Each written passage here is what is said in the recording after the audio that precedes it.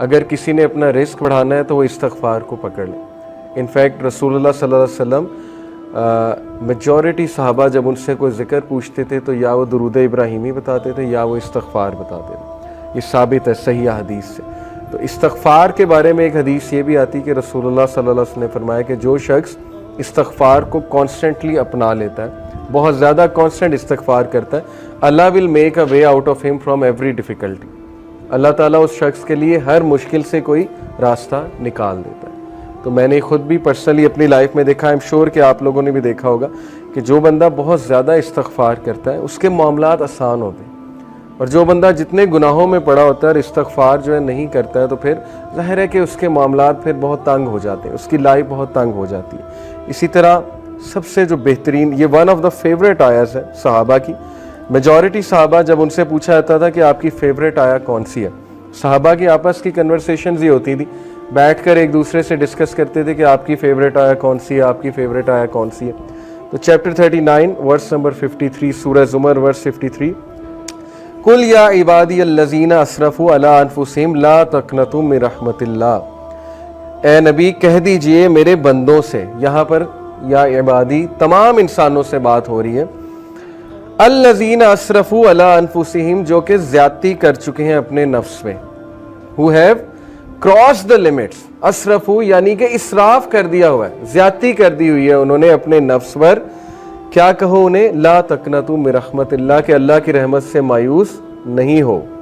इन्नल्लाह यग़फ़िरु ज़ुनूबा जमीआ, बेशक अल्लाह ताला तमाम गुनाह माफ़ कर देता है, तमाम गुनाह माफ़ कर देता है। एक हदीस कुदसी में आता है कि अल्लाह सुब्हानहू तआला कहते हैं कि ए इब्ने आदम, अगर तू मेरे पास गुनाह लेकर आए और तेरे गुनाह जो है वो ज़मीन से आसमान तक जो है वो डिस्टेंस को फिल कर रहे हैं, लेकिन तू मुझसे सिंसियर रिपेंटेंस करता है तो मैं तुझे माफ़ करूँगा। अभी बहुत खूबसूरत हदीस आपके सामने आएंगी अल्लाह सुब्हानहू तआला की मर्सी के हवाले से। एक हदीस आपके सामने रखता हूँ। अली इब्ने तालिब रज़ियल्लाहु तआला अन्हु रिपोर्टेड, ये अल मुस्तदरक की हदीस है, सही है अकॉर्डिंग टू अल्लामा अलबानी, और अली रज़ियल्लाहु अन्हु से बहुत कम हदीस मरवी हैं। अली रज़ियल्लाहु अन्हु रिपोर्टेड द मैसेंजर ऑफ अल्लाह सल्लल्लाहु अलैहि वसल्लम said, वेरिली Allah is astonished.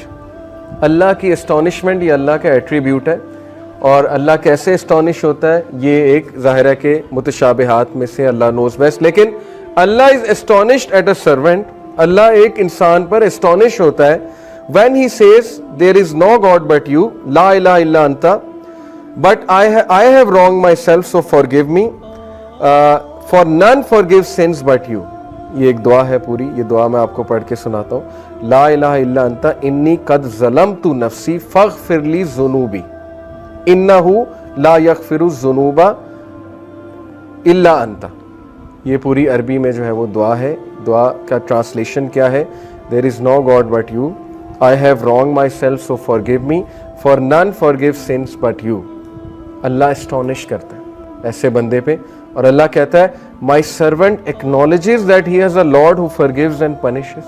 Allah angels को कहता है, अल्लाह ताला बोलता है कि क्या मेरा बंदा ये एक्नॉलेज कर रहा है कि उसका एक रब है और वो रब जो है गुनाहों को माफ़ करता है, यानी अल्लाह को इतनी खुशी होती है। इसी से रिलेटेड एक और हदीस है कि जब एक गुनाहगारी, सही बुखारी की हदीस है, जब एक गुनाहगार शख्स अल्लाह से गुनाहों की माफ़ी मांगता है तो अल्लाह को इस तरह की खुशी होती है जैसे एक इंसान जिसका कैमल डेजर्ट में लॉस्ट हो गया था और वो अपने कैमल को ढूंढ रहा था, और उस कैमल पे सारा सामान था, उस कैमल पे पानी भी था, उसका बाकी भी दीगर सामान था, और अचानक उसे दूर से वो कैमल चला नज़र आता है तो वो खुशी में आपे से बाहर होकर जो है वो ये कहता है कि अल्लाह मैं तेरा रब हूँ और तू मेरा बंदा है। ये हदीस के अल्फाज है, यानी खुशी में इस तरह के अल्फाज कह देता है। तो अल्लाह ताला को इस लेवल की जो है वो खुशी होती है जब गुनाहगार बंदा अल्लाह से बात करता है, जब गुनाहगार बंदा अल्लाह सुब्हानहू तआला को पुकारता है। हमें ऑन दी अदर हैंड शैतान ने जो वस्फा डाला है कि तेरे तो इतने गुनाह है, तू तो इतना गुनाहगार है, तू तो इस काबिल ही नहीं कि अल्लाह तक तेरी बात पहुँचे या अल्लाह तुझे रिप्लाई करें या अल्लाह तेरी आवाज़ सुने।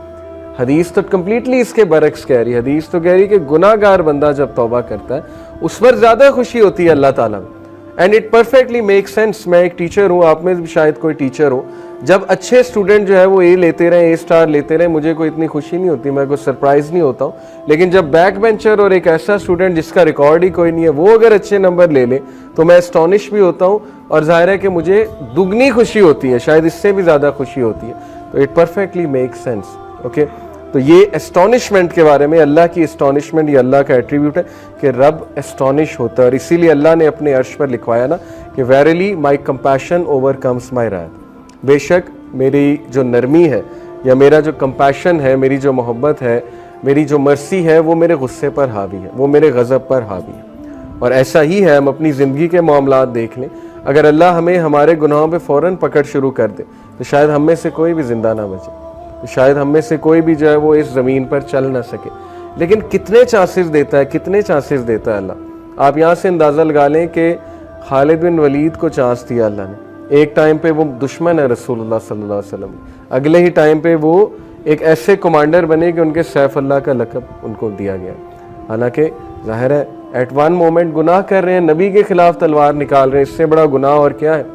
बहुत बड़े बड़े गुनाह लोगों से हो जाते हैं, लेकिन अल्लाह का दरवाज़ा हमेशा खुला है, अल्लाह का दरवाज़ा कभी बंद नहीं होता। इंसान खुद दरवाज़ा बंद करता है, अल्लाह कभी दरवाज़ा बंद नहीं करता। ओके, सो इसके बाद मैं तौबा की कंडीशंस के बारे में आप सबसे बात करना चाहूँगा। बहुत ज़रूरी है कि चूँकि तौबा एक बेहतरीन अमल है, बहुत बड़ा अमल है, ये हमारे बाप का अमल है, हज़रत आदम अलैहिस्सलाम का अमल है, तो इट इज़ इम्पॉर्टेंट कि हम जानें कि सिंसियर रिपेंटेंस होती क्या है।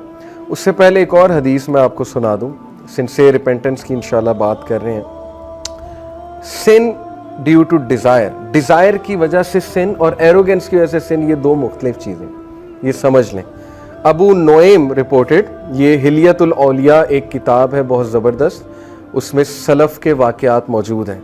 अबू नोएम रिपोर्टेड सुफियान इब्ने उयैना रहिमहुल्लाह said, whoever commits a sin due to desire, जो भी गुनाह करता है ख्वाहिश की वजह से, verily whoever commits a sin due to desire, we should hope for his repentance, हमें उम्मीद होनी चाहिए कि उसका गुनाह माफ हो जाएगा। क्यों?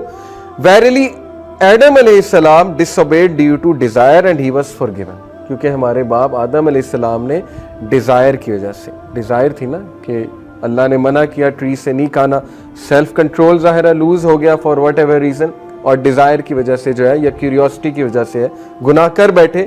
तो उन्होंने कहा कि इन्होंने सुफियान इब्ने उयैना ने कि अगर कोई शख्स डिज़ायर की वजह से गुनाह करता है तो उसकी माफ़ी है। But if a sin is committed due to pride and arrogance then fear that the perpetrator may be cursed, लेकिन अगर कोई शख्स मुतकब्बिर होकर, और जैसे फिरऔन था, अना रब्बुकुमुल आला, तकब्बुर, एक तो गुनाह कर रहा है, बच्चों को मार रहा है, आगे से ऐलान कर रहा है कि मैं रब हूं, मैं जिंदगी देता हूं, मैं मौत देता हूं, तो ये वाला जो सिन है इसके बारे में है कि that person will be cursed.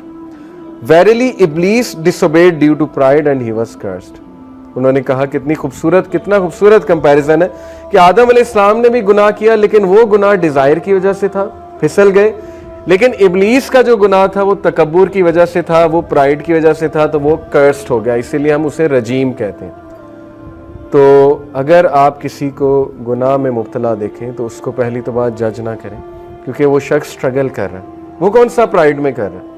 बहुत से ऐसे गुनाह है, मुसलमान तो प्राइड में नहीं कर सकता, मैंने तो आज तक ऐसा मुसलमान नहीं देखा जो गुनाह करके जो है तकब्बुर करे कि मैं तो बिल्कुल ठीक हूँ।